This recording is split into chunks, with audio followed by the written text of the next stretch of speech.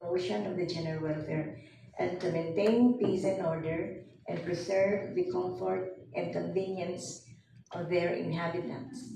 Whereas the ILG Memorandum Circular number 2022-085 4.1, responsibilities of LGUs, provided all barangays shall conduct a road clearing operations in all barangay roads and implement policies for the efficient use of the same, such as one-side parking, in accordance with the ordinance duly enacted by the Sangguniang Pangunason.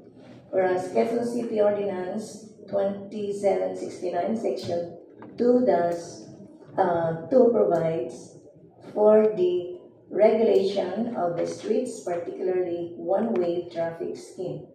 Whereas the resolution provides for the number 1, objectives, number 2, scope of the traffic scheme, number 3, enforcement, and number 4, penalty for violation.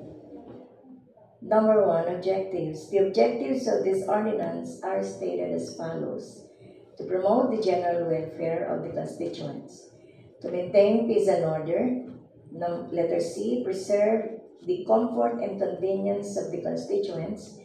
And letter D, to develop law-abiding mindset among the drivers and other stakeholders.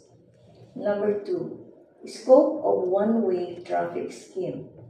There are only 5 streets, Annex A, of Barangay Trinituzi, where one-way traffic scheme is implemented. Pahoy Street, Siniguelas Street, Dorian Street, Bignay Street, and Villabano Street.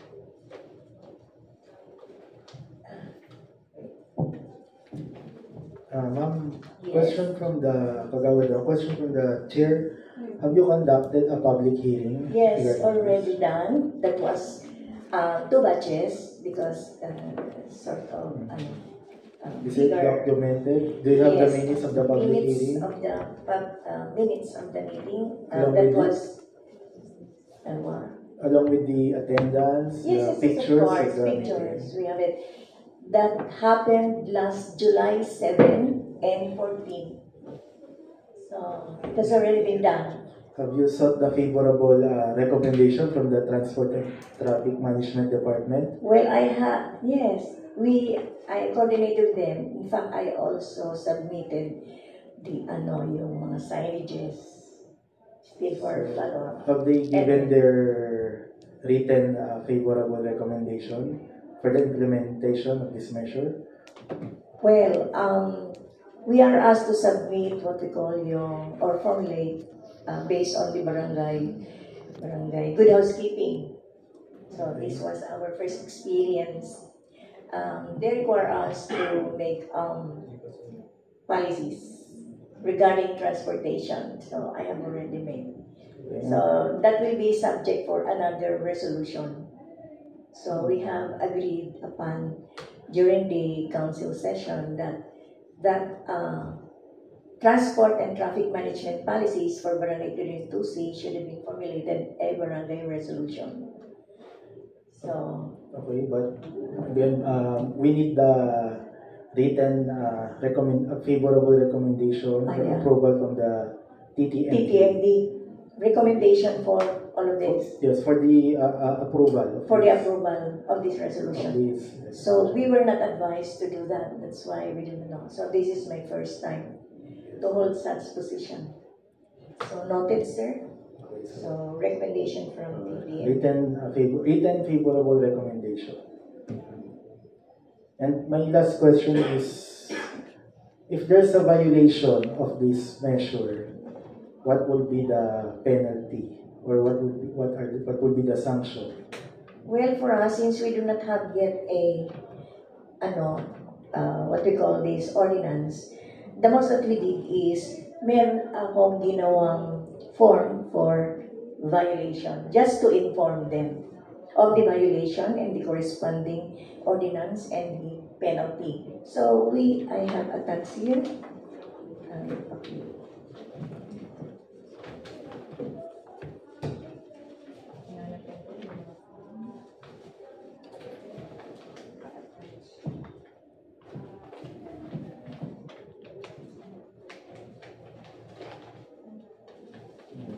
You have it with you, Kagawad? Yes, yeah. Sir, this is Annex C. Annex C. I'm sure you have a copy of this attached. Okay, we'll just check on our records. This one, the title is Notice of Violation. Yeah. However, Kagawad, Yes. this is only a resolution. You Yeah. cannot impose policy based on a resolution. That is why po we apply for approval to become an ordinance para we shall have the power to do so with the help of the BPSI. The TTMD and other transport agencies.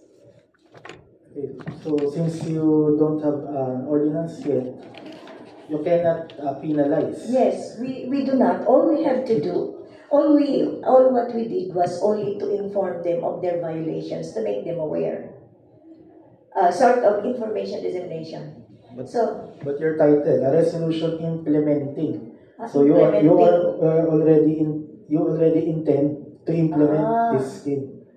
The title, a resolution implementing the one-way traffic scheme for Pajos, Siniguelas, Beibano. So correct.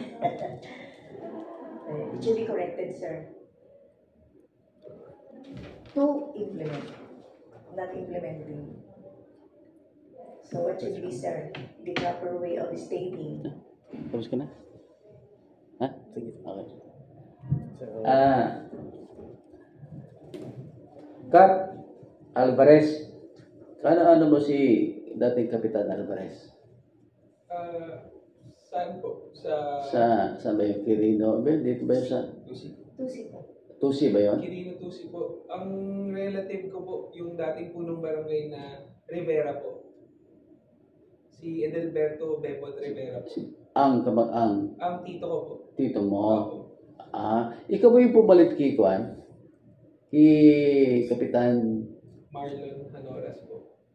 Hanoras? Opo. Ibinatan ni Kapitan Hanoras. Si Cap August Diaz. Yun. Kasi ito yung pagpasok sa papuntang Esteban Abada or Yes, Seville, di ba? Sa kaliwa? Seville po. Oo. Opo. Di ba yung dating sketcher dyan? Yung mataba, yung lalaki na namatay sa COVID, di ba? Hindi po. Di, doon yun. Panahon pa ni August yun eh. Oo. Okay. Ikaw pala yung pumalit. Kasi di ba dati may Kapitan Alvarez? Dito sa Silangan po. Silangan, di ba? Silangan. Oo. So yun nga. Hindi po. Magkapilido lang po. Magka-apelyido lang. Okay. So this is the first time mo, Kapitan din, Yes po. na umatindi ka. Yes po. Oh, very good, ano? Kasi ang haba, no? Tapos na yung taon, ngayon ka lang po nagpakita sa amin. Kaya nabigla nga ako eh. Pati po Kagawad kayo, first time din po. First timer din ho. Okay. Sino yung secretary niyo? Kayo po ang secretary. Bago ka rin din ho. First timers kami lahat. Yan, maganda kasi pag first time. Alam na alam ni Kagawad Fred Marcelo yan, ang bagong silangan. Pag first time, no? Congratulations po, Kagawad, ano ha? So, for coming up with this kind of resolution. Kaso nga lang, yung nga daw, pag umpisa, pag first time, hindi talaga kagad natin maayos. So, subject for mga suggestion, comments ng ating barangay. Kaya, wag ho kayong mag-alala, naka-video po kayo. Ilalagay po. Meron ako kasi ang YouTube channel. Nakalagay doon mga ordinansa, resolution na dapat gawin. Para mag-subscribe po kayo doon, para matuto po kayo lalo po. Kasi, at present, 5,000 na po yung subscriber po doon eh. Dagdag ho kayo ha. Yes, opo. Ito ngayong ginawa ko, ilalagay ko sa YouTube channel po ito. No, the first timer, Barangay Kagawad. Di po ba? Okay po. Ganito po Kagawad, tama po yung mga tanong kanina po ng ating chair, ano ha? Kasi nag-implement ka, pag-implement, ibig sabihin, may penalty yan. May penalty, gano'n.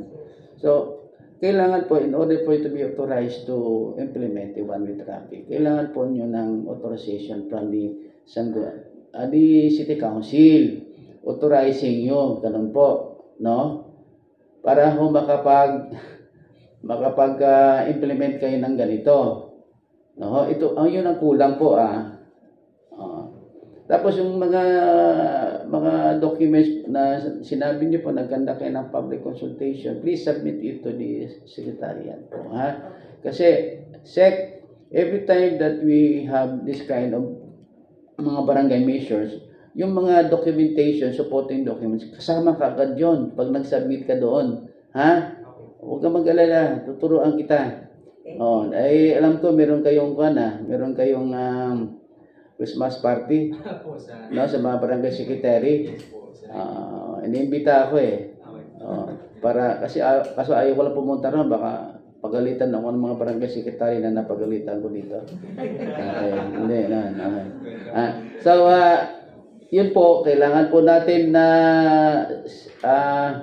Barangay Kagawad, if we can come up with a resolution, requesting the City Council to authorize Barangay Kirantusi to implement one-way traffic scheme. Yan, ilalagay niyo po yun. Kaya hindi po ito ang, papalitan niyo po ito. Yes, okay. Oo, kasi nag-implement kayo. At saka meron na kayong pan-ticket eh. Ay, hindi. Ano lang po yun?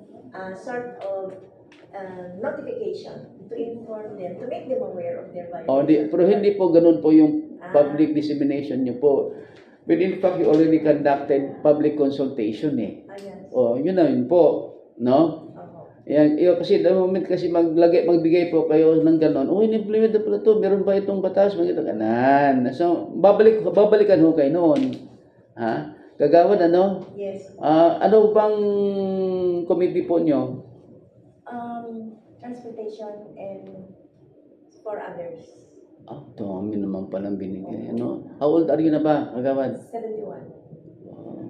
Congratulations. No, 71 pero very active pa rin. Ano ha? Sharp. Ako naman po Kagawad, I am one phone call away if you need my assistance sa mga ordinansa, resolution na inyo. Ano ha? Kaya nga ako nag-o-offer na kay Kapitan kahit na ayaw niya. No? Okay. So, with this, gagawin natin Kagawad. No? Ang maging suggestion ko po dito is, i-return po namin sa iyo. Sa inyo po, Kapitan. Then the suggestion is come up with a resolution requesting the City Council to authorize you to implement an one-way traffic doon sa binabanggit yun ng mga okay po, Kagawad? Hindi ba masama ang loob niyo? I am always open to yun ang gusto ko. and suggestions. Krisha, pakitanggal mo naman yung dispenser mo, hindi ko nakikita siya. Ayan, para naman. Kaya po, ibalik namin po, ha? Then, Sek, tulungan mo naman si nanay. Kasi ako, 38 lang eh, siya 71 eh. Okay, na maayos po, ha? Kayo ba nagtatype po nito? Yes, opo. Ako mismo. Yan. Kaya walang problema sa akin yung secretary. Dapat talaga naman ho, ang trabaho talaga, ang Barangay Kagawad ang gagawa. Ang secretary, magpa-finalize lang po siya. No? Ibang barangay, sige tali ang pinapagawa Ay, is. Di ba, Kagawad Fed? Okay. So, ang suggestion ko po ngayon, ang aking recommendation po, Kagawad ha? Yes, yes. To return ha? Okay, with the conformity of the... Ha? The same rin ba? Diba, ito lang muna tapos. Ilan ba ito? Dalawa? Tatlo po. O, di, omnibus natin. Okay. With that, Mr. Chair, with the conformity po ng barangay and the proponent, I move that we return this resolution number 052-024 for further study, and that the advice of the committee is to come up with a resolution requesting the City Council to authorize the Barangay Quirino Tusi to implement one-way traffic as based on the mentioned streets. Okay, so there's a motion to return resolution number 052, series of 2024.